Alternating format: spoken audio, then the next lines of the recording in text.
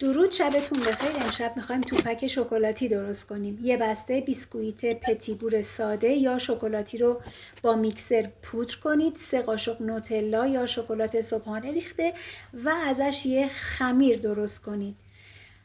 از خمیر توپک هایی بردارین و داخلش رو با مغزیجات پر کنین. من اینجا از مغز فندق استفاده کردم. توی دستتون گرد کنید و داخل شکلات بنماری شده که کمی پودر گردو یا پودر بادام زمینی ریختین داخلش بغلتونین و داخل کپسول های حلوا جایگذاری کنید.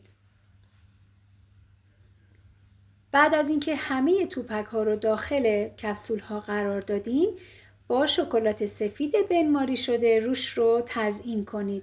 با هر چیز دیگه شما میتونید روی این توپک ها رو تزیین کنید، بسته به ذائقه و سلیقه خودتون داره. این توپک به خاطر وجود بیسکویت و نوتلای داخلش میتونه یه چاشنی خوشمزه با چای باشه. امیدوارم درست کنید و از مزهش لذت ببرید. نوش جونتون.